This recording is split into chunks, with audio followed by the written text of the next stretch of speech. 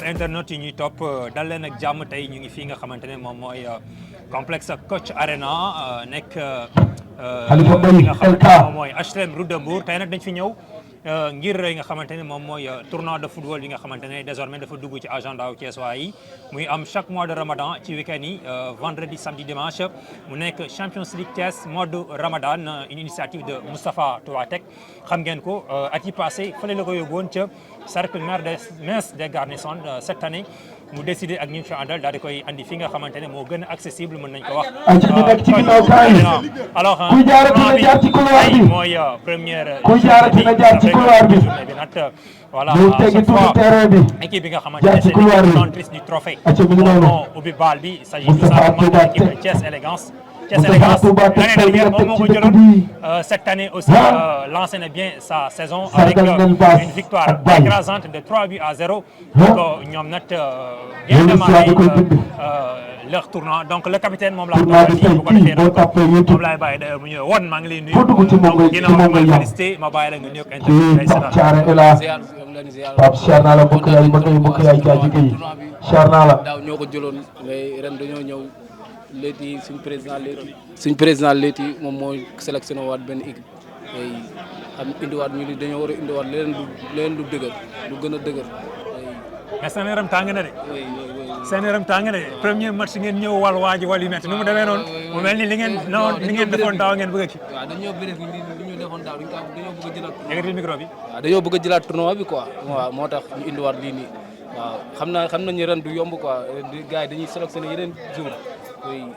mais du yomb moom xam nañ du yomb oui. ay ca mi ngi noonu. selon yow lan moo def différence tey ci biir match bi yomb na ci yéen wala métti. match bi métti na de métti na oui parce que ay grand lañ doon football. sama grand Ali ay grand yi mën a football lañ. ay grand yi mën a football lañ oui moo tax match bi métti woon na trop commencement bi. mais après au début ñoom dañoo xaw a bàyyi quoi moo tax ñu gagné leen large 3-0. waaw mais seen équipe moo gën a huilé quoi. ñoo gën a huilé oui. parfait je vous rappelle que moom mooy capitaine nu Thiès Élégance woon ñoom ñoo gagné seen premier match 3-0 ci kanamu équipe bii di LK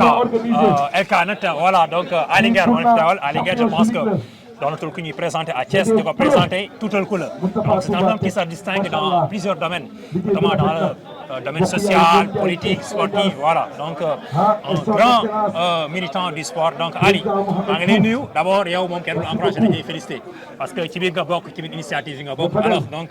tey nga ñëwoon ci 5e édition bi l'équipe de LK daaw bokkoon ngeen ci ren ñëwaat ngeen. Alors tey initiative bi 5e édition bi d'abord yenn sentiment nga ci am ak naka ngeen ko gisee. Tout d'abord ma lay nuyu.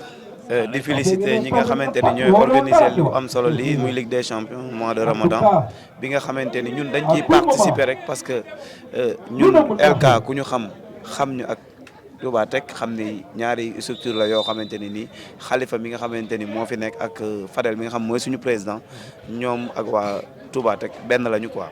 au fait tey nag dañu taseeg équipe boo xamante ni je pense que ni dañ ñu xaw a ëpp doole trop mi ngi ñuy jéem a sax soulager mais ji a fait man jàpp naa ne man maay jël 3 points yi parce que match bi gagné na ko mais des na tapis vert. parce que kon am na beneen match. waaw dafa am ci règlement bi li yoo xamante ni dañ koo tere. mooy jouru Ligue 1 Ligue 2 du ñu participer ci tournoi te Mamadou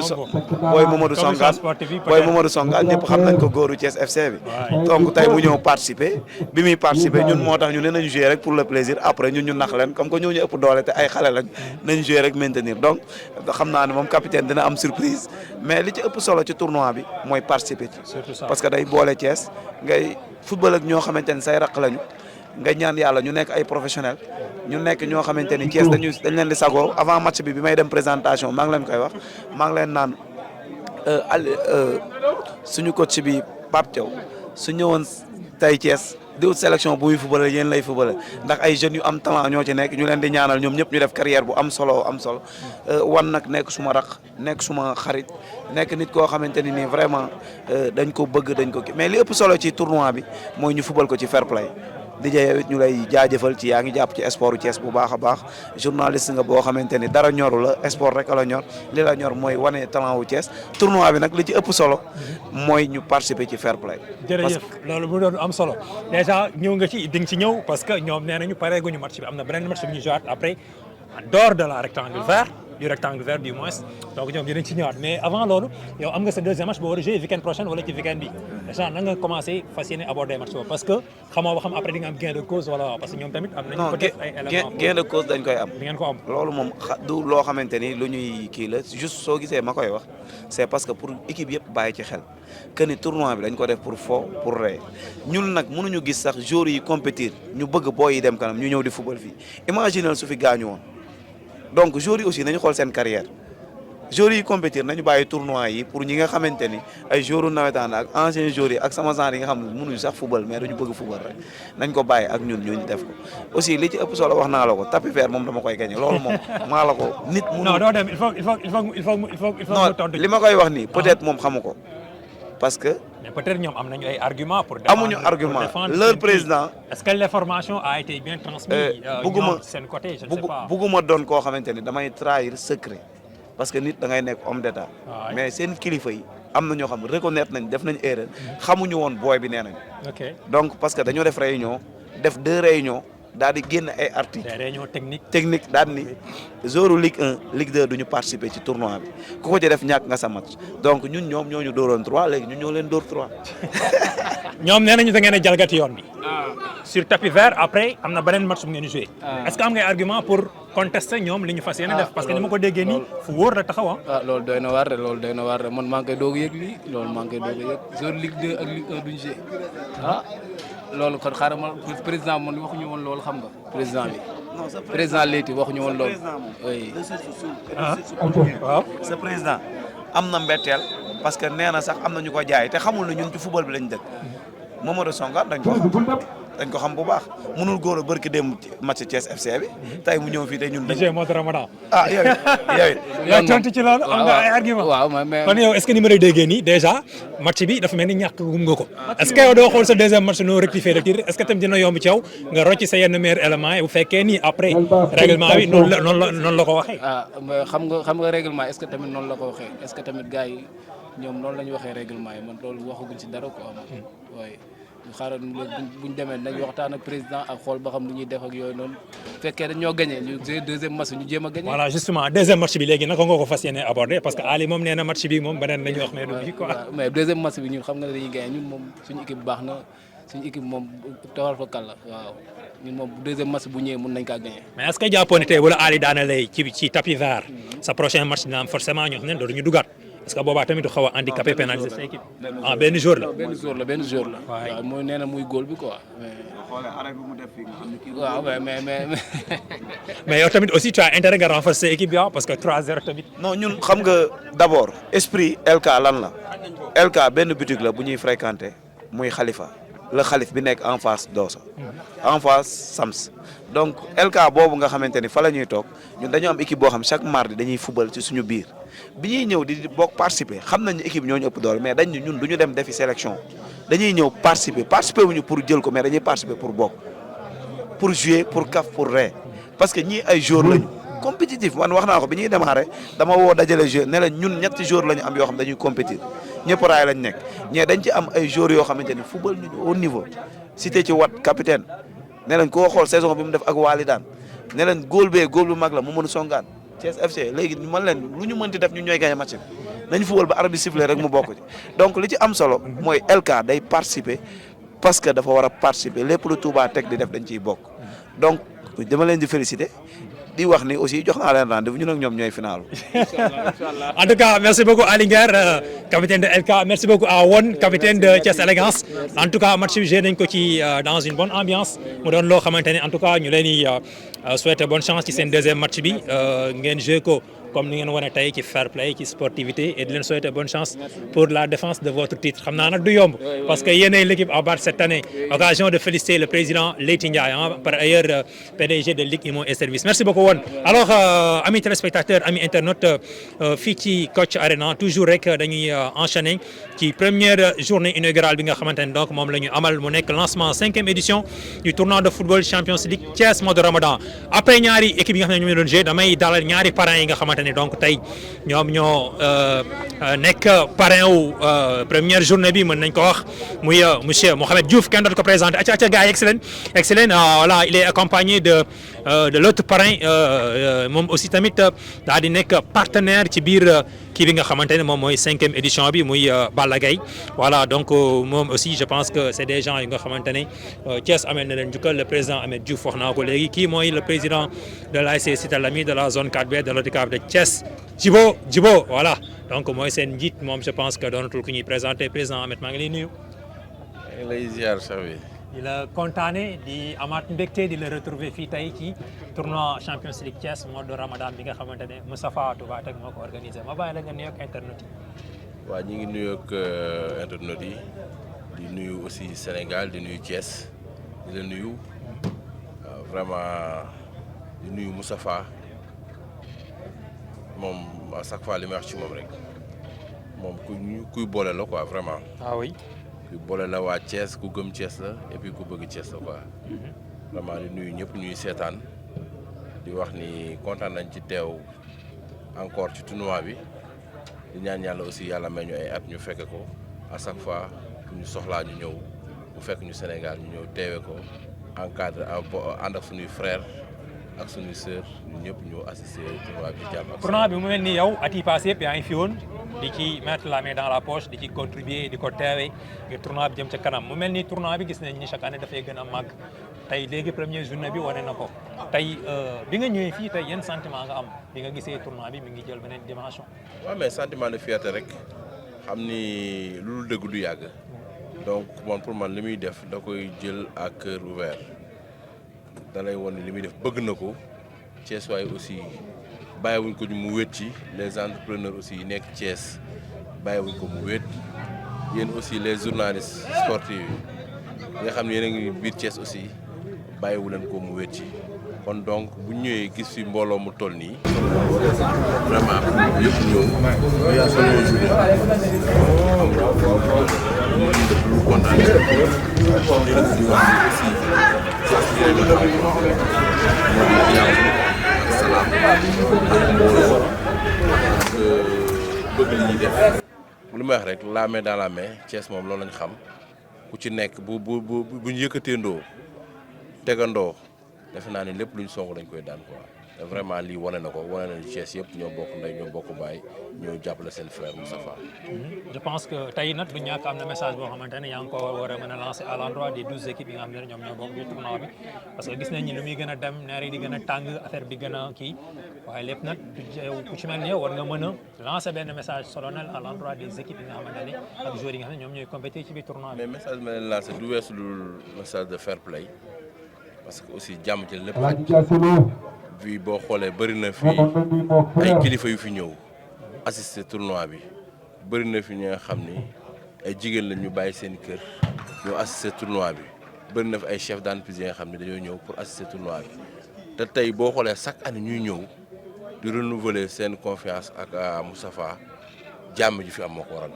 tey bu ñu doon ñëw gis booy di xeex di xaañante xeer wala ñu def leneen ak leneen aussi ku ci ñëw benn yoon ñaari yoon dootoo ñëwaat quoi kon fair play boobu ak jàmm jooju ñu gis fii chaque année ba tax à chaque fois public bi day gën a ñëw kilifa yi di gën a ñëw les chefs d'entreprise di gën a ñëw lépp lu ko waral moo di fair play bi ci am kon donc di leen encourager ci loolu di leen féliciter ci loolu aussi di leen wax ni ñoom ay ndaw lañ defe naa ni li Moustapha def ñoom la ko defal ndax boo xoolee bëri na ci ñi nga xam ne tey boo ñëwee ay talent pur nga fiy gis ay joueurs yi nga xam ne vraiment mën nañ jóge fii sax dem seen yoon donc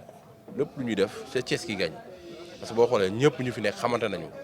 amul ku ciy perte wala amul ku ciy ñàkk lenn moo ci am muy fair play bi ak ambiance bi ci am bu weesoo loolu la defe naa ne Thiès ay gagné te comme Moustapha moom dafa weete pour Thiès gagné ñun ñëpp nañ ko ci jàppale li ñu ko ci mën a jàppale mooy jàmm ak salaam ñu assisté ko ci bismillahi rahmaani rahim génn ci alhamdulilahi rabbil alamin kon boog président kaddu yaa ngi noonu ñu lay jox rendez-vous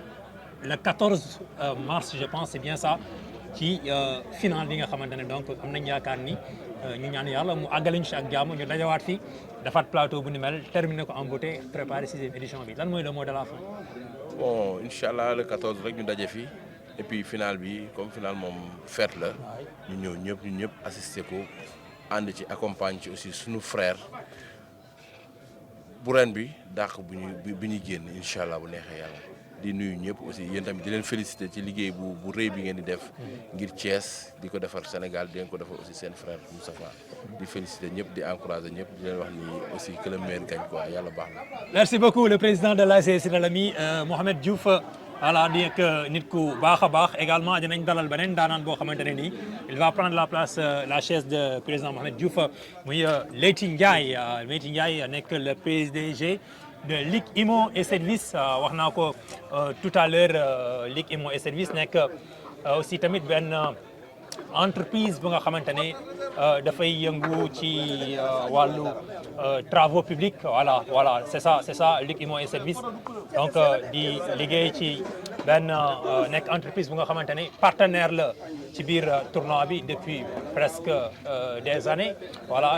di yëngu ci wàllu travaux publics lépp lu jëm ci wàllu bâtiment moom aussi waaye ba taxawee fi ñaari casquette donc par ailleurs c'est lui le responsable de l'équipe de Thiès Élégance nga xamante ne actuellement il joue pour leur défense de leur titre dinaa ci ñëw léegi mais maa ngi am beneen grand monsieur bu nga xamante ne mi ngi fi toog également nekk monsieur Balla Gaye donc aussi moom cette année mu ñëw daal di participer ci tournoi bi en tant que partenaire en tant que sponsor d'ailleurs d'abord dama koy bàyyi mu nuyoog internautes yi daal di présenté wu wax ñu entreprise bi nga xamante ne tey moom moo ñëw daal di bokk ci tournoi bi Balla Gaye maa ngi lay nuyu ma bàyyi la nga nuyoog internautes yi. salaamaaleykum maa ngi nuyu internautes yëpp di ziar ñëpp di wax Ramadan boo xamante ni ci jàmm di ko souhaiter également tous les musulmans et nos parents également catholiques aussi ñoom aussi entamé nañ carême bi ñi leen di souhaiter également ñu passer carême bu mucc ayib. Donc effectivement nous sommes un cabinet d'études, un bureau d'études qui évolue dans le domaine de l'environnement, donc Envicarte Consulting, basé à Thiès, donc qui effectivement cette année accompagné Moustapha Toubatek, donc qui 5e édition bi pour un peu rehausser un peu le niveau, mais aussi accompagner ko également ci initiative bi nga xamante ni jël na ko pour faire plaisir donc à la jeunesse thiessoise, mais aussi toute la ville de Thiès. Alors donc dinañ ñëwaat léegi ci cabinet bi je pense c'est Envicarte Consulting loolu nga wax dinañ ci ñëwaat léegi mais quand même tey bi nga ñëwee ci cérémonie inaugurale bi lancement bi sur le plan organisationnel communication et voilà et tout naka nga gisee tey ak mobilisation bi nga xamante ne aussi am na voilà autour du terrain fii ci Kocc Arena. Un sentiment d'abord de fierté mais aussi de satisfaction pour 2 raisons. Déjà bi ci njëkk mooy c'est des jeunes qui ont eu le courage et la volonté, la détermination même j'allais dire pour organiser une telle initiative puisque yombul beneen bi ci des également mooy Thiès aussi bàyyiwuñ Moustapha ginnaaw puisque ñoom aussi ñëw nañu wuy si ko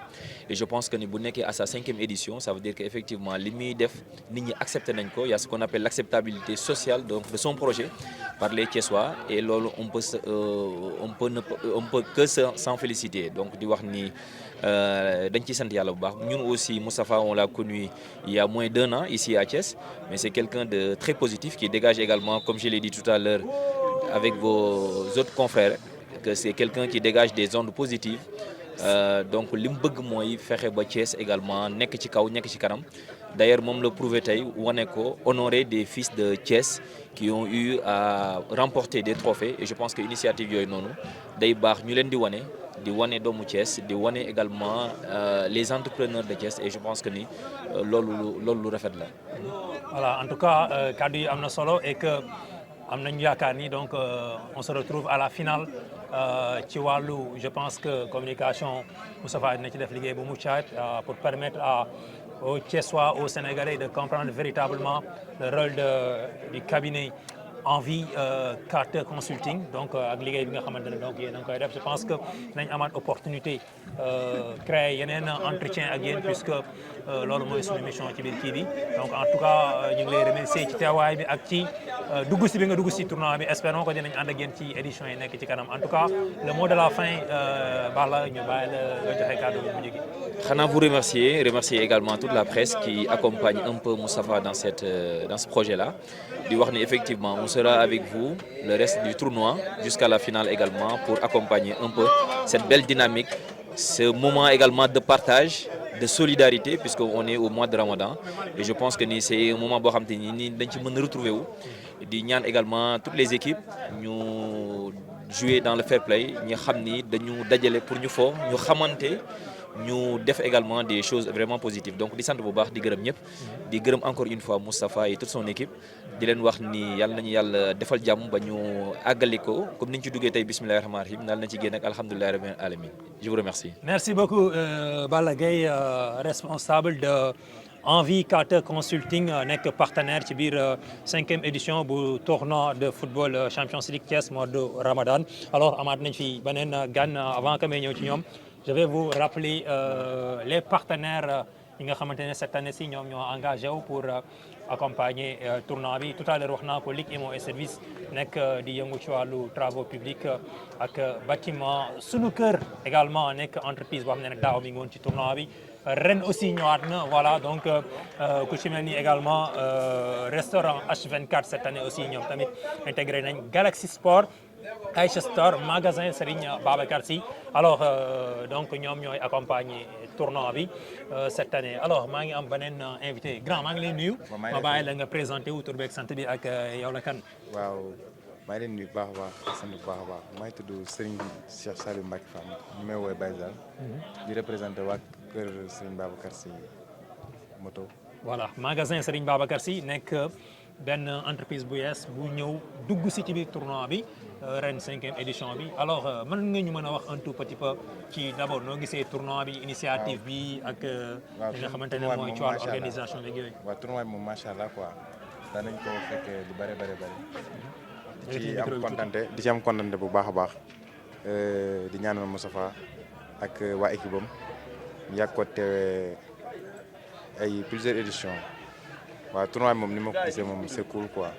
macha allah. noo gisee équipe yi. voilà les équipes sont bons ah les équipes sont bons ah parce que le meilleur gagne daal. incha allah affaire yi moom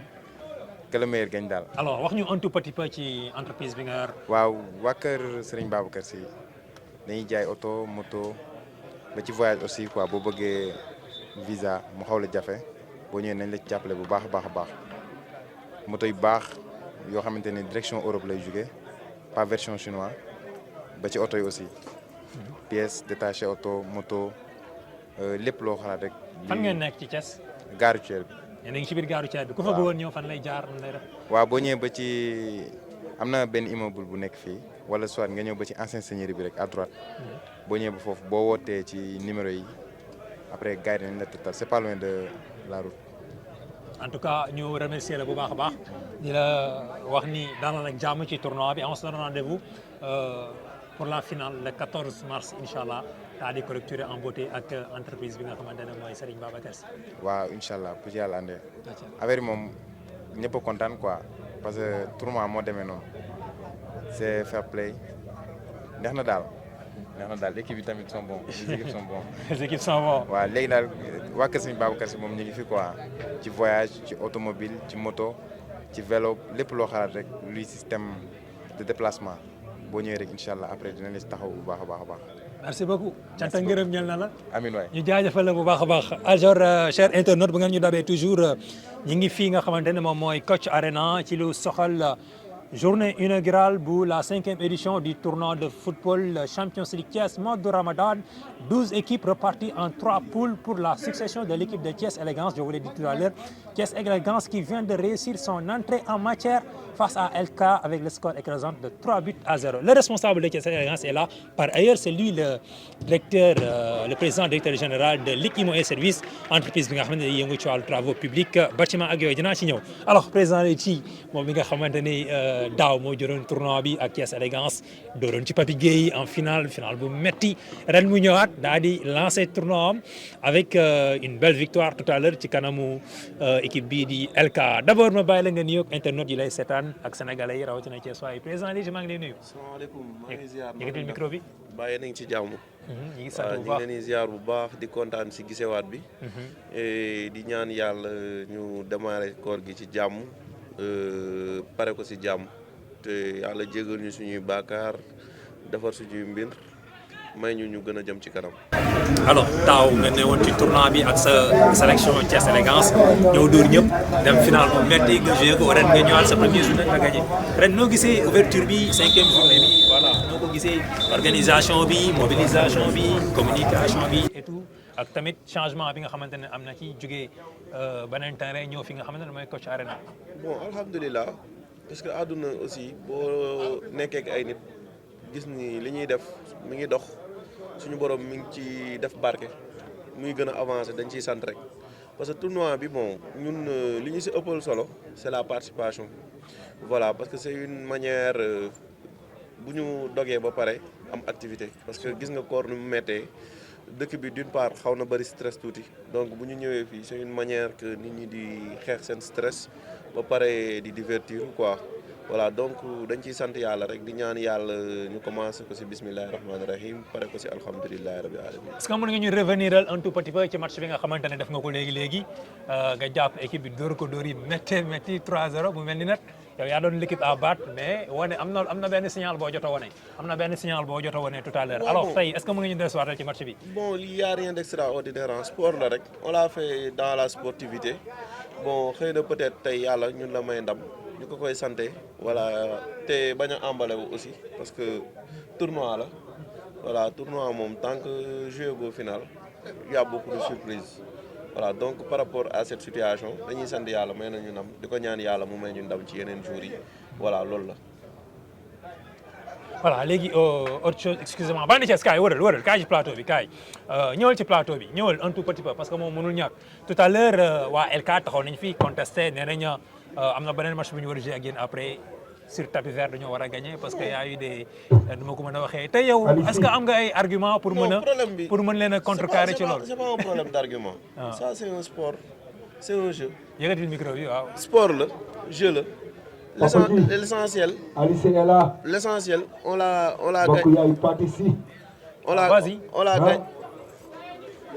l'a gagné sur tapis vert. tëjal micro Bandi Thiès fii lay ñëw. Vas-y. Voilà, on a pratiqué un beau jeu. Yàlla def ñu gagné. Maintenant ay porte réserve affaire yooyu noonu loolu c'est des trucs yoo xamante ni bon c'est l'administration qui gère ça. ñoom bu ñu amee épreuve ñu joxe ko bu ñu gagné amul problème. Le truc c'est 3 matchs. Ouais. Il nous reste 2 matchs. Donc non, c'est pas question de djébbalu. C'est pas question de djébbalu. Ouais. Le problème mooy ñun li ñu ëppaloon solo. mooy indi équipe. gagner ci terrain bi. Yàlla may nañu ko. Maintenant le reste ça dépend pas de nous. Voilà, le reste moom ça dépend de ceux qui gèrent le tournoi. Su fekkee ni ils ont des arguments solides qu'ils les déposent. S'ils gagnent,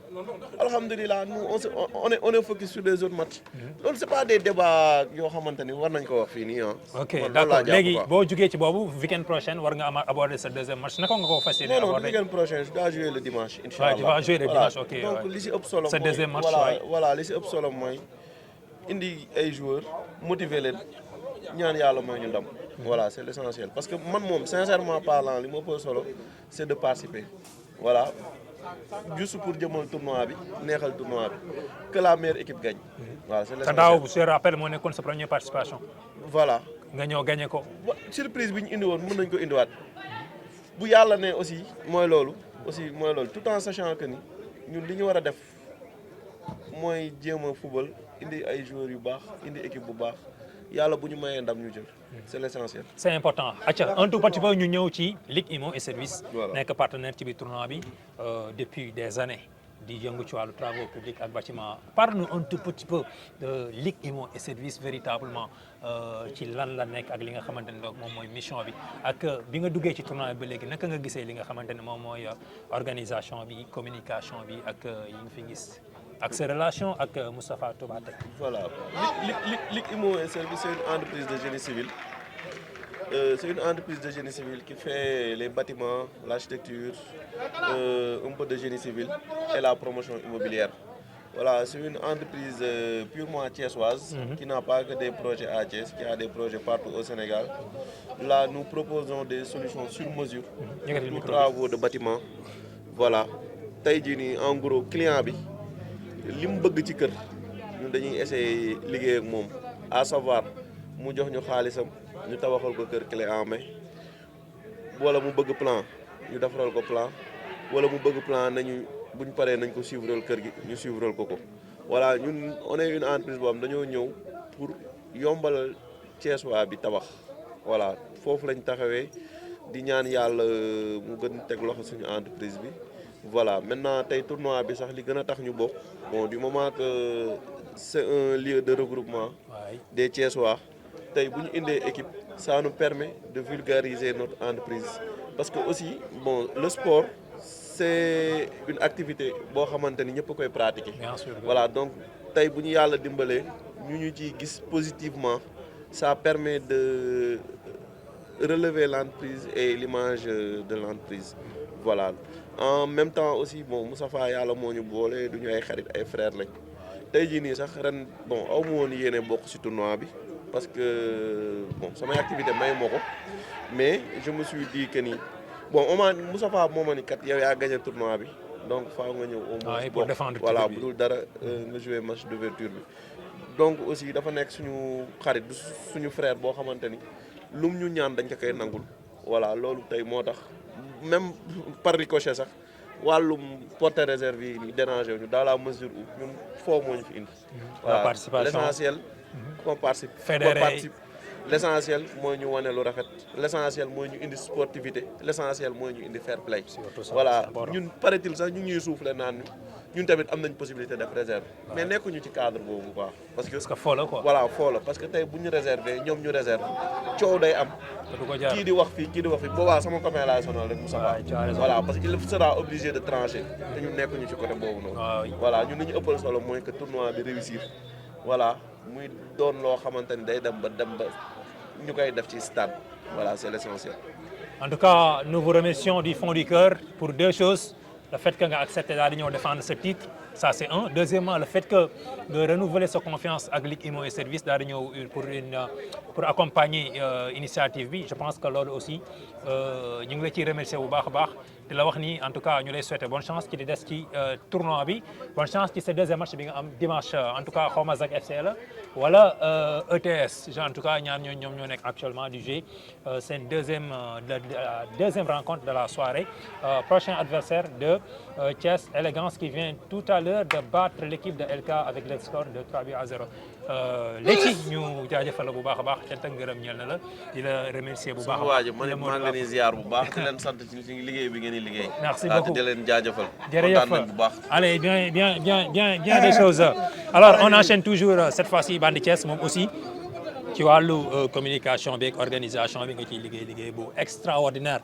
depuis première édition bi ba léegi ngay jàppale sa waay biir ak biti tournoi bi sans Bandi Thiès mooy ci lu amul xorom donc dama lay bàyyi nga nuyoog internautes yi nuyoog Thiès waay nuyoog sénégalais yi wax ñu tey ban yëg-yëg nga am bi nga dellu soité ci ubbite tournoi bi 5e édition bi. waaw mais Papa Ji ñi ngi déwénati ñëpp fekkee déwén di baalu ñëpp àq di baal ñëpp àq yàlla ñu yàlla may kooru jàmm ñu woor ko ci jàmm pare ci jàmm genre xanaa kontaan rek kontaan en tant que frère Moustapha comme ni ko Leyti waxee rek man tournoi bi dama ciy demee ak xol. demee ci ak bànneex. ak yéene surtout ça gis nañ en tant que frère Moustapha. en tant que frère Moustapha. sa relation ak Moustapha. waaw loolu mën na su ko wax sax ci micro. parce que maanaam lu ma yëg la. lu ma yëg la sama biir xol. je pense que ni Moustapha ba ñu xamante mi ngi bëgg a yàgg. mais kanam bu may xoolee xam nga. man nit laa boo xamante ni ci showbiz laa ne kanam gu ma nit xoolee xam naa ko bët bu ma nit xoolee xam naa ko tànk bu nit dox xam naa ko ma wax ko ma bañ koo wax xam naa ko parce que yàgg naa ci nitu showbiz laa bu ne laa gis Moustapha suma nit la boo xamante ni conseil am ak accueil bi mu may accueillir ak maanaam li mu ma woon moo tax may sonn ci ay mbiram nit ku baax la barki alxuraanu karim dama woor nit ku baax la nit ku am cër ci nit la dafa am cër ci nit munoon na yëgal ay mbagam quoi mais ku am cër ci nit la moo ma bàyyi ci Moustapha yàlla xam na loolu barki alxuraan nit ku am cër la. c'est important yow aussi tamit ngay ku am cër gis nañ taxawaay bi ngay def même ak nos internationaux yi ñoo nekk Thiès relation ak ñoom à savoir Habib Diallo Pape Matar Sarr récemment gis nañ Habib bi mu ñëwee nga def ci liggéey bu mucc ayib voilà dem foofu yëngal ko xumbal affaire yi sa relation ak pro yi fii yow à Thiès lan la exactement gisoo léegi ki ma doon woo ni appel vidéo pro la Pape Matar Thiès waa la Habib Diallo Thiès waa la ak ñeneen ñoom Massamba Ndiaye ñoom Abou Touré Bouba Torres maanaam man waruma lim sax booy yi parce que su ma limee damay jum ay Khadim Jower dafa am ñu ci bari ñoo Ousmane Faye dafa am ñu ci bari ñoo xam ni dañu xamante avant ñu doon ay pro. relation ñoom dafay yàgg dafay jiitu. avant ñu doon ay pro la. li ñuy wax xamuñu ko. non genre xam nga Sénégal moom dafa naqaree wax soo waxee ñu ne mu ngi ci gis boppam wala genre wala dara du loolu sumay nit lañu. yoo xamante ni dañu def ay gestes yoo xam ne Pape Matar dawal na otom ba suma kër Massamba Ndiaye def loolu ak ñeneen ak am na ci ñoo xam ne bu ñuy dem entraînement man ak ñoom ñooy ànd fajar yàlla xam na loolu du relation boo xam ni ay xaalis ak yooyu man artiste laa boo xamante ni artiste la man lépp laa businessman laa su ma deful lii maa ngi def leneen maa ngi sant yàlla ci li nga xamante ni moom laay def mais samay frère lañu en tant que c'est des Thiessois lépp lu nit di wëri lu ne am na ci dëkk bi rawatina nga am ay international yoo xam ni dañu nekk ci équipe nationale bi ñooñu buñ jëlee ndam Thiès lañ koy indi. ayee mais loolu maanaam nit ñi dañu war a yëkkati sunu nit ñi man foofu laa ne dañ leen a war a yëkkati ba ci kaw a kaw Thiès waa la ñu saa waay ñooñu boo leen amee ci dëkk ñooñu da nga war a kontaan. bien sûr que oui. billaay wallaay wa taalaay moo gën gars yi di topp ñu naan ay ñii ay Messi ñii ay Mbappé ay non. du loolu nit li nga am ci boppam moom ngay tiitaroo ñoo xamante ni boo nee tëll boo duggee seen kër da nga leen di gis mais ñooñu papa ji ñooñu c'est des monuments. kenn du yow mais tournoi bi ren niveau bi kawe na de. dama ne déggoo ma de. tournoi bi ren la ci biir terrain bi li ma jot a gis léegi. déggoo ma de man dama tiit dama choqué te dara xewagul xam naa ni samedi bi suba moo nar a gën a miti maanaam organisation bi papa ji maanaam organisation bi. ren li nga gis ak li nga gis daaw ak li nga gisoon daawaati jéeg chaque fois niveau bi day gën a mais xoolal fi ñu ko indi rek Kocc Arena accessible mais tamit borom Kocc Arena Omar Faye international léegi man ak moom ñoo taxaw léegi man ak moom ñoo taxaw moom it ñii comme li may wax rek dañu am ay relation yoo xamante ni du cadre ay pro su may nit lañu Omar damay dem ba këram li nga ci xamul damay dem ba kër Omar Faye. très bien. billahi wallahi wa taala bu génnee léegi nga laaj ko mu doon nit ku modeste Omar Faye nit ku fi mu toll nii man bu ma bëggee léegi xaalis Omar Faye xam nga lu may def damay taal sama caméra rek mu daw rek këf téléphone bi parce que xam nga moom it jàmbaar la munoon na doon professionnel ba pare te du jëriñ dëkkam. ah oui nit da ngay jëriñ sa dëkk. créé na académie ñëw créé lii ak yeneen. mais li mu créé dafa bari ci Thiès te kenn xamu ko. nit ko am mérite la franchement. ba pare jàppale famem. surtout ça. non am na lu ma ci xam de. li ma ci xam bari na. danañ ci teg à suivre defaat beneen entretien boo xam ne spécial Omar Faye ak sa projet lañ koy def en tout cas ma jaajëfal la mu mel ni bu yaa ngi takkar naa sama ginnaaw. kon nañ dem. c'était Baldé Thiès mënu ci woon ñàkk mu nekk un élément incontournable ci biir tournoi bi nga xamante ne moom mooy Champions League Thiès mode Ramadan gis ngeen liggéey bi nga xamante ne mi ngi koy def depuis des années alors chers internautes on se donne rendez-vous tout juste après les jingles ñu accueillir sunu dernier invité c'est le président de la commission sportive bu tournoi bi Yoro moom la ñuy accueillir tout juste après les jingles.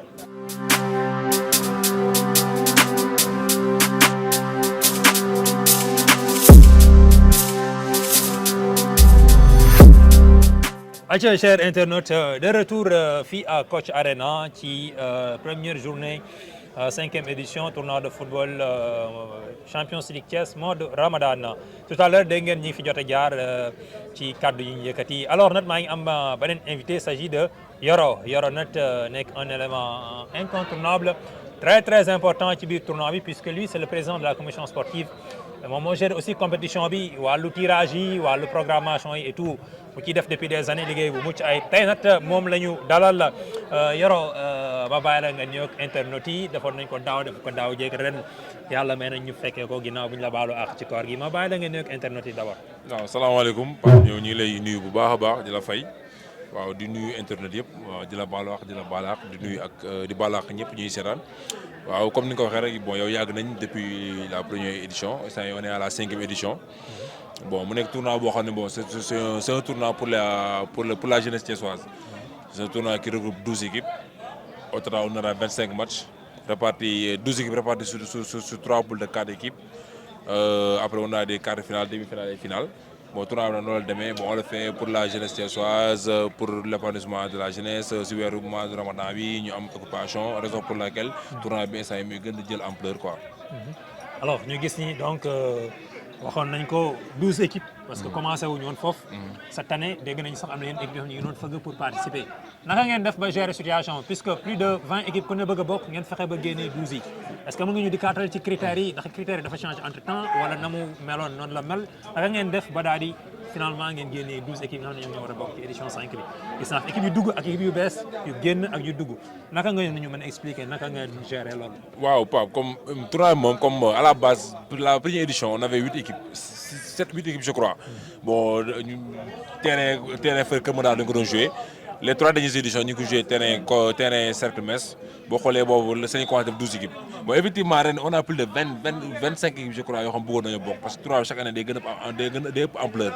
léegi nag bon mais on a essayé de faire le tri bon li ñu naan kii soit élimine bon y a beaucoup d'équipes yoo xam bëggoon nañoo bokk mais bon instant yi bon souvent on priorise les équipes yi nga xam ne bokk nañ ba pare mais équipes yi nga xam bokk nañ ñooy priorité deuxièmement aussi y a des équipes yoo xam souvent da nga gis équipe boo xam ni bon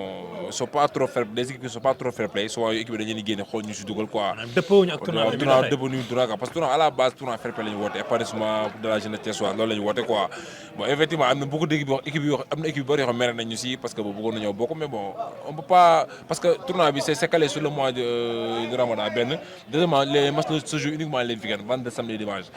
bon c'est un total de 25 matchs bi ñu ko yóbboon 16 équipes wala 24 équipes on aura plus de 30 et quelques matchs wala plus de 20 et quelques matchs donc c'est impossible de tenir ça si mois de Ramadan bi raison pour laquelle bon on a préféré maintenir les 25 matchs avec 12 équipes moo waral ba léegi bon maintien les 12 équipes quoi n'empêche que équipe nag ñi gën a bokk bari nañ surtout que gis nañu ni daaw final bi dañ ko bàyyi ba après le Ramadan mais cette année mel ni ci biir koor gi aussi ci lañ programmé final bi waaw cette année moom c'était une première boobu dañoon xam nañ ñoo expérimenté xool ñu doon tournoi bi dañu final bi dañuy bàyyi ba après le mois de Ramadan defoon nañ ko daaw bon mais bon concept bi il faut ñu xam ne c'est mois de Ramadan ren inchallah la finale se jouera inchallah le 14 mars bon si digg Ramadan bi bon donc ren inchallah finale moom en exclusivité la finale se jouera durant le mois de Ramadan contrairement à l'année dernière dañ ko génnoon première semaine après le mois de Ramadan mais cette année c'est moom lépp si mois de Ramadan la yem quoi. tout à l'heure li ñu jot a gis ci biir rectangle vert bi équipe yu am niveau. am fekkee ne xaw nañu ëppante tuuti doole parce que bal bi mi ngi daw gis nañ ko yow tey en tant que responsable bu compétition yi noo gisee niveau équipe yi ci biir terrain bi. waaw niveau bi moom day gën a yéeg moom raison pour laquelle cette année bon on a instruit benn règlement du tournoi parce que tournoi dañoo gis ni bu ñu ko bàyyi woon noonu dañu dem ba ëpp ñu doole parce que y a certains moments équipe yi comme daaw tu vois des équipes des joueurs de Ligue 1 wala équipe boo xam ne kii dóor muy ni beneen joueur mais cette année bon on a instruit un règlement boo xam ne bon ce règlement interdit les joueurs de Ligue 1 Ligue 2 professionnels à disputer le tournoi deuxièmement aussi chaque équipe a une liste dépose une liste de 20 joueurs parce que daa dañu si koo xam da nga koy dóor tey muy la suba beneen 11 ñëwaat ren dañu leen ko tere tout ça on le fait pour essayer de xool si je comprends bien liste bi ñu leen jox bu ci sa tournée ku mënoo bokk ci tournoi mënoo bokk tournoi bi raison pour laquelle boo xoolee premier match bi rek am na ay dégg waxu ay déjà loolu soo ci daan ñëw parce que dalal nañ leen fii ñoom ñaar léegi muy le capitaine de LK ak Ali Nguer Faye Ali Nguer xamal na ni carrément ni am na beneen match bu ñu joué et ñoom dañuy am gain de cause sur tapis vert waaw bon wax na ko nee nañ nag bon le président Leyti Ndiaye nee na loolu dañ koy bàyyi ñu ko warloo ñoom ñu def ko mais ñoom l'essentiel mooy dañu bëgg a participer pour participer Cap Forêt loolu mooy ci affaire bi ak mel ni yow tamit am nga beneen liggéey bu lay xaar ci côté boobu waaw loolu moom comme ni ko waxee rek à une semaine du début du tournoi dañoo man maa bind règlement intérieur bi jox leen ko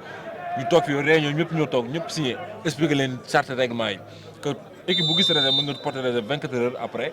joxe sa réserve s'il y a les preuves sont avérées l'équipe perd automatiquement tu tapes vers 3 buts à 0 donc instant moo tax ma leen polémique bi jaru ko expliquer jaru ko bon ñëpp xam nañu règlement bi nu demee donc instant coow du am quoi parce que raison pour laquelle loolu waxoon ñu woote une semaine à l'avant waxtaan ñoom sa règlement bi ñëpp signé ko validé ko moo waral loolu quoi parce que règlement bi ren ay carton rouge day am daaw carton rouge da nga doon génn 2 minutes mais ren carton rouge tu sors automatiquement et avec un match de suspension carton jaune carton rouge ren bon y a beaucoup de choses yi sax parce que terrain dañu ko changé quoi par rapport ak l'année dernière quoi ren moo tax ñëw ren coach arena quoi. alors mu mel ni donc même nombre bi sax ci biir terrain bi am na changement par rapport ak édition yi. effectivement bon dafa gën a yaatu moo tax ren au lieu de la édition yi passe on joue à 9-9 8 et le gardien cette année ci on joue à 10 9 et le gardien bon on veut jouer à 11 mais gagner 11 terrain day xaw xat bon pour match yi gën a neex moo tax ñu def ko à 10 ren changé stade terrain bi moo gën a moderne moo ëpp ay kii lépp moo on le fait pour moo gën accessible surtout ça accessibilité parce que chaque année dañoo am problème d'accessibilité ko yoru moto yi wala jakata guddi si match yi day guddee jeex ay 2 heures du matin nit ñi duñ mën a ñibbi donc yëpp di ko sóoraale donte fii moo gën a cher mais moo ëpp moo gën a baax moo gën a neex moo gën a accessible pour la jeunesse thiessoise ñëpp aussi sollicité wuñu ko ñëw fii tamit ñu defal ñu ay xéwal bon macha allah moo tax ñu ñëw fii ren. gis nañ aussi tamit ngeen renouveler seen confiance ñemee ko ci au niveau de la Soukra de Thiès mooy nos amis arbitres pour ñoom aussi tamit ñu mën a jouer seen partition ci tournoi bi ça aussi c'est important que ngay jël benn arbitre rek. effectivement ñëw na ko kii côté boobu aussi tamit je pense que c'est à magnifier. effectivement bon donc parce que l'année dernière on a travaillé avec eux bon ils ont fait un travail remarquable cette année aussi on a fait pareil quoi c'est au président des arbitres qui désigne un arbitre bon ñun moom à son choix benn wala 2 arbitres bon parce que lépp dañ ko doon parce que boo xoolee édition yi njëkk yi début moom maa doon arbitrer wala kenn arbitrer mais ren yëpp dañ ko bëgg a changer y a des arbitres professionnels qui sont là ñi arbitrer donc lépp ñu bëgg ko jaaree si yoon quoi affaire mu am équitable tout soit équitable quoi raison pour ñu ay arbitres professionnels pour ñu gérer arbitre bi donc chaque année daal dañuy essayer de performer quoi xool nu muy gën a neexee xool nu tournoi bi gën a demee kanam bon c'est pour l'intérêt de la jeunesse thiessoise quoi. C'est important en tout cas je pense que c'est très clair. Donc point yi nga xam ne andi nga ko sur le plan sportif ci biir tournoi bi. Et merci beaucoup ci éclaircissement yi on se donne rendez-vous donc ñaan yàlla yóbbu ñu ci final bi ak jàmm. Inch'Allah je pense c'est le 14 mars. Inch'Allah 14 mars le yow 14 tamit ñu lay mars remercier donc parce que tamit depuis le début yaa ngi ñun ñu ànd yow nga si def liggéey bu am solo. ñu la jaajëfal waaw yow moom sa tournoi la quoi. merci beaucoup gis nga loolu alors donc bu ko defee donc rapidement bu ñu mënee am l'initiateur du tournoi Moustapha fait tout pour que mu ñëw fait tout parce que c'est important dafa am point boo xam ne aussi mënu ci ñàkk bañ a wax ses partenaires et autres bu ko defee rek amis téléspectateurs 11 amis internautes c'était Yoro Ndiaye moom mooy jàllu wàllu compétition yi ak li nga xamante ne moom mooy programmation yi voilà lépp luy aspect sportif moom moo ko géré ci biir tournoi bi depuis des années di ci def liggéey bu extraordinaire donc tout juste après Yoro tout juste après le jingle dinañu dalal sunu beneen invité je pense war na nekk l'initiateur du tournoi Moustapha Toubatek à tout à l'heure.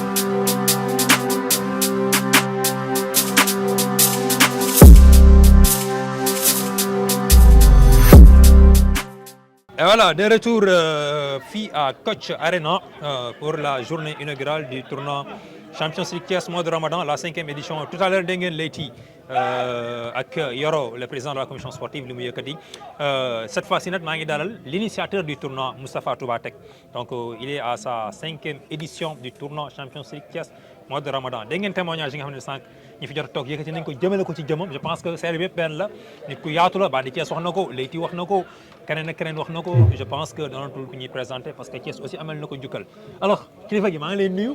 ma bàyyi la nga nuyoog internet yi nuyoog Thiès waay nuyoog sénégalais yi d'abord. maa ngi lay fay Papa Mbaye. maa ngi lay fay aussi di la wax félicitations aussi. di nuyu mbokku internet yi di nuyu Thiès di nuyu ñëpp di nuyu Sénégal. tey ñi ngi sunu 5e édition ñi ngi sunu 5e édition defoon nañ ko Kër Mor Ndiaye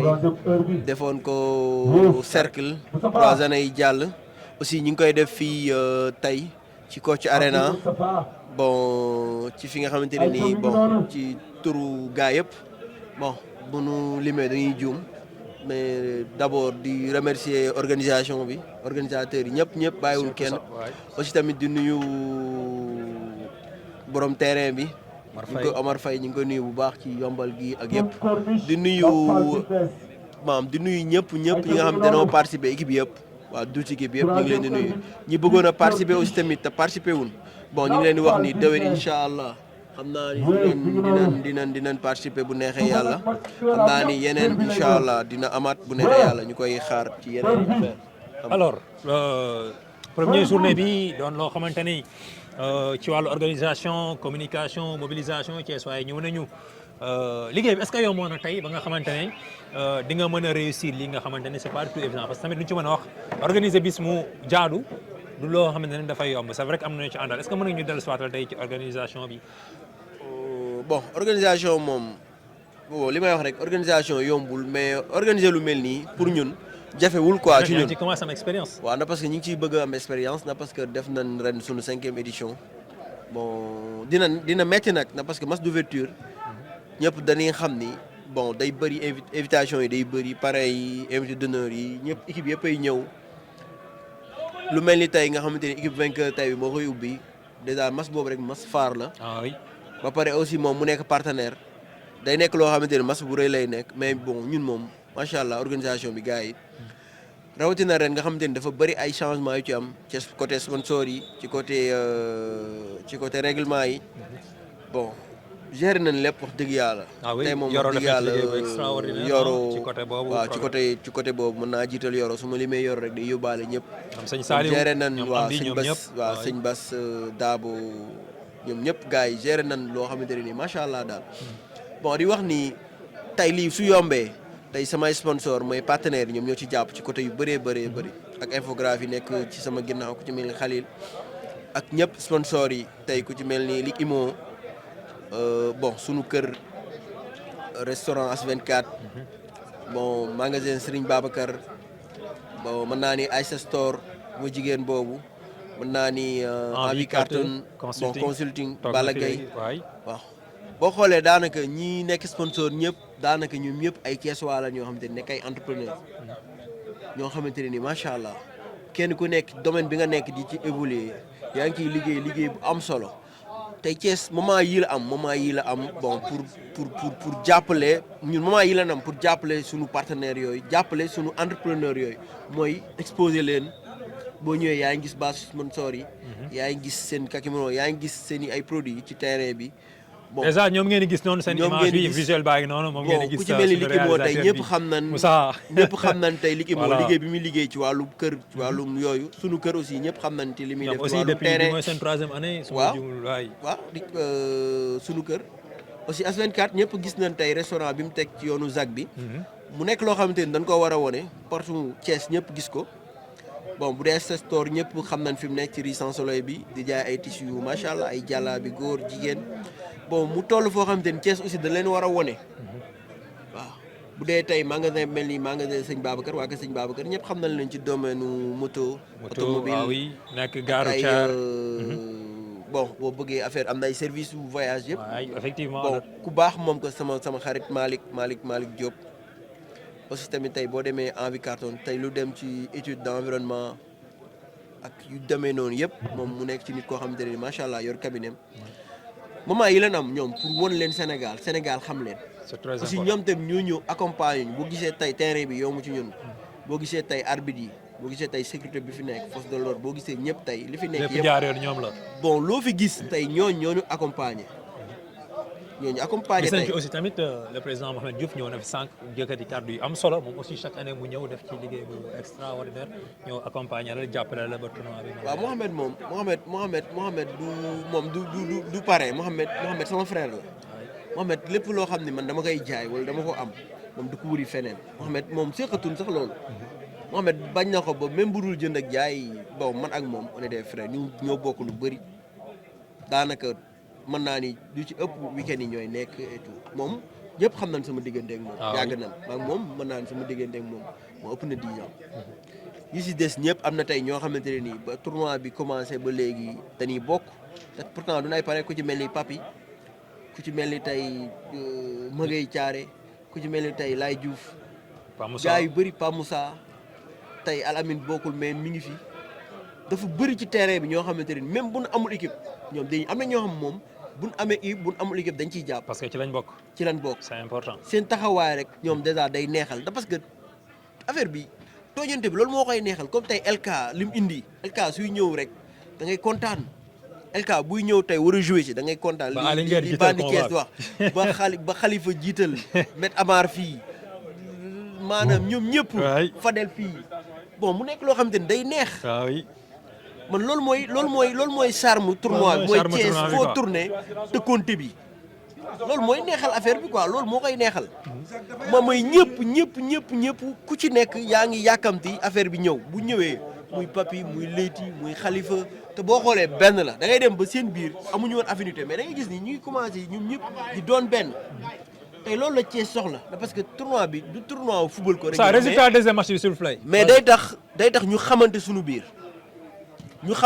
biir. tey entrepreneur bi dina xam ni entrepreneur bee day def lii bu ëllëgee bu ko amee day dem wëri ko man damay xam ni diw day defar tali bu ëllëgee su ma soxlaa ko war a defar tali dañ koy wone mu dem xam nga li ci tournoi bi li muy boole moo bëri li ngi boole lu bëri loo xamante ni tey ñu bëri xamuñu ko tournoi bi tey dina am ay relation yu fi bàyyeekoo yoo xamante ne man j'ai un ami boo xamante ni daaw ci tournoi bi la ñëw ni ma man Moustapha gis naa fi koo xam war na maa mën a tabaxal kër te pourtant dafa dem après collaborer ak moom yàlla xam na ni tey jii inspi nii daanaka moom mën naa miy waaj a tuxu te xam nga ni tey tournoi bi loolu lay jariñ mooy boole nit ñi boole entrepreneurs yi boole ñëpp. c'est important alors tegal foofu sa loxo chers téléspectateurs ak internautes yi ñuy topp mu nekk Moustapha Touba Tech l'initiateur du tournoi den wax ni nag dans le cadre de l'innovation tey gis nañu ni andi nañu beneen touche mu doon loo xamante ne c'est extrêmement important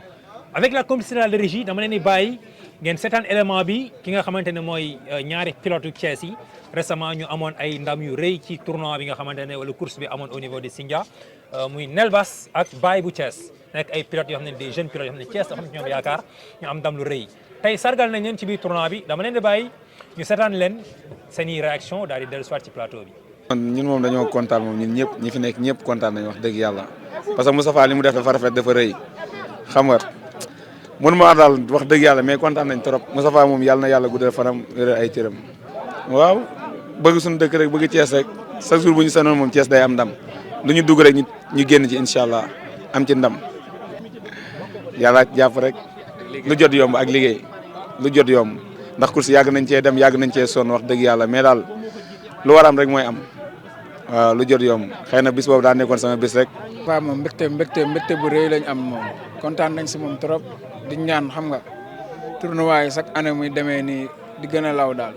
di ko ñaanal jàmm si moom. li Baye wax rek course bi moom xam nga dawal nañ fa dawal bu set yàlla may ñu ndam ñu indi ko fii Thiès te loolu la ñuy ñaan chaque année muy ñëw fii incha allah. France bi liggéey rek da ngay liggéey sa machine ak sa bopp entraînement ak lépp doo bàyyi dara. nañ xaaraat yeneen instant yeneen yu gën a leer kay yi ñëw incha allah ñun moom pare nañ quoi te maximum moom waaw pare nañ bu baax. waaw loolu moom dañuy gis ni affaire bu nice la parce que c'est la première fois tey ñu gis ñu woo gars yi nii di leen sargal man maa ngi koy doog a gis c'est la première fois yaakaaruma woon sax gars yi ñu ngi suivre sport bi nii waaw mais alhamdulilah daal affaire bu nice la. ñu ngi gën a liggéey rek gën a jàpp parce que titre la nii rek mais bëgg nañ tamit di avancer di indi lu gën a leer lii quoi incha allah bëgg nañ si taxaw liggéey si. waaw Thiès waaye ñu si jàpp rek di soutenir seen pilotes yi parce que mënuñoo am leneen lu gën a ëpp Thiès quoi loolu laa mën a wax. waaw kontaan rek wax dëgg yàlla kontaan trop si champion yi waaw parce que wax dëgg yàlla ñoom sigil nañ ñu sagal nañ ñu ngi ànd ak ñoom depuis boobu ba tey ñu koy wuti yàlla dogal nag xam nga ñu indi ko quoi loolu yëpp contentement lañ si am contentement bu kawe ba pare nag di sant Moustapha quoi si bis bi ndax bàyyi nañu xel bu baax waaw sport mécanique ku ko bàyyi xel mooy def lii ndax bu ñu woowee fii tey di ñu sargal suñu pilote yi kooku bàyyi nañu xel bu baax dañ koy delloo njëkkal di ko sant bu baax a baax. aussi waaw ndax defal nañ ko fi léegi une minute de silence ñu ngi koy bàyyi xel bu baax vraiment waaw moom lañ tuddee woon nag suñu course bi passé waaw ñu ngi koy sant bu baax di ko ñaanal aussi yàlla defal ko tawfeex fa mu nekk mu gënal ko fii nii waaw di sant bu baax a baax. acca cher internaute gis ngeen réaction yi nga xamante ne ñetti xale yooyu wax nañu ko ñu nekk ay fierté Thiès tey jii aussi tam pour rappel dinaa ci ñëw rek Moustapha tey ngeen def lu rafet daal di ci sargal ñaari doomu Thiès nga xamante ne dañ demoon ci benn jongante am ci ay ndam muy Nel Bass ak Baye bu Thiès donc loolu aussi lan moo leen inspiré ba ngeen def lu ni mel parce que loolu tamit lu rafet la mais amaana ñëpp amuñu idée boobu Moustapha. mooy sànq li ma doon wax rek. Thiès dafa bëri ay champion boo demee ci sport yëpp course moto sport la course auto sport la football basket domaine boo jël ci jàng domaine boo mën a jël Thiès daf ci bëri ay ndaanaan mais su fekkee Thiès waay suñu demee ci biti jël ay trophée duñ leen sargal motiver leen bon xale yi ci suuf ñoom duñu am envie def loolu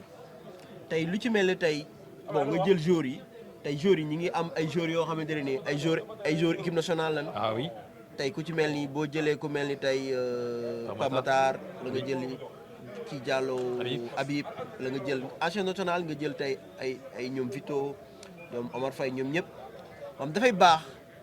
nga leen di wone booy yi di leen xam di motiver wu tey li tax ñu jël ko ci moté na parce que récemment rek tey course bi amoon mooy Grand Prix Fogzo di ko ñaanal aussi de passage. waaw d'ailleurs ñoom sax bëggoon naa ci ñëw gis nañ ngeen rendre ko hommage. ñu rendre ko hommage waaw daal di koy defal une minute de silence. chaque année da doon ñëw ci Fogzo Sané chaque année chaque week-end da doon ñëw toog ak man ci tournoi yi ba mu jeex mu dem si ñu ngi koy ñaanal bu baax yàlla xare ko àjjana. waaw yàlla xare ko àjjana. bon di wax aussi que ni tamit tey li tax ñuy def loolu ñun amuñu benn intention di def loo xamante ne nii. du jàll quoi li ñu bëgg di def mooy loo xam te ne day jàll. maanaam Nel Bass ak Baye suñu leen wonee dañu bëgg prochaine édition ñu dem jël li fa nekk yëpp lu nit di rawante ñoom ñu jël ko ñun loolu lay ñaan yàlla. c'est important beneen bi ci des moom mooy day tax booy yeneen booy yi nga xam ne dañoo nekk ci suuf di course ñu gën a motiver parce que Thiès ñun ñoo ko bokk. ñun ñoo moom Thiès ñun ñoo ko mën defar. kenn du ñëw di ñu defaral Thiès ñun ñoo ko mën defar commencé ci sport yëpp te sport mooy gën a boole. tey football moo gën a boole mais basket na parce que tey prochaine fois yaakaar naa bu ñëwee incha allah dinañ fi fekk acteur basket. incha allah loolu c'est à saluer je pense que tournoi bi ñëpp a ko bokk parce que basketteurs yi sax dañuy fubal si. ñeneen ak ñeneen dañuy fubal si alors fi may jeexalee ak yow rek mooy li nga xamante ne mooy wax naa ko Yoro sànq mooy que daaw ñu gis ni final bi dafa génn après koor gi cette année la finale est prévue pour le 14 mars. donc ci biir koor gi mu mel ni donc bëgg ngeen cette fois-ci daal di des ci biir concept bi naka ngeen def ba fas yéene réussir lu ni mel bu ci yàlla defee jàmm. le 14 la finale. bon liggéey boobu wax dëgg yàlla waa commission d'organisation liggéey nañ ko liggéey bu am importance muy Yoro ak Sëñ Saliou ba tey ñoom fexe nañ ba tey defar loo xamante ne ni macha allah ndax parce que tey nii fexe nañ ba match bi mu démarré commission mu commencé tey la ba chaque week-end dinañ fexe ba am minimum samedi dinañ am 3 matchs vendredi comme tey am nañ 3 matchs dimanche dinañ am 2 matchs ci programme boobu noonu moo tax maanaam bu ñu demee ba le 14 mars incha allah ci la ñuy mën a def final bi parce que tënk nañ ko ci week-end yoo xamante ne ni daanaka liggéey nañ ko ci liggéey macha allah bu ci yàlla defee jàmm le 14 incha allah 14 mars moo nekk final bi. juste tamit ñi ngi wax suñu mbokk jigéen ñi naan ñu waajal ko na 8 mars bi ñu ciy préparé ay surprises yu am solo incha allah. en tout cas il y a plein de surprises dans le cadre de l'innovation donc yi fi wax yëpp ak yi fi jot a am tey ci première journée bi delloo njukkal ki nga xamante ne mooy sunu ñaari pilotes yi fàttaliku ñaanal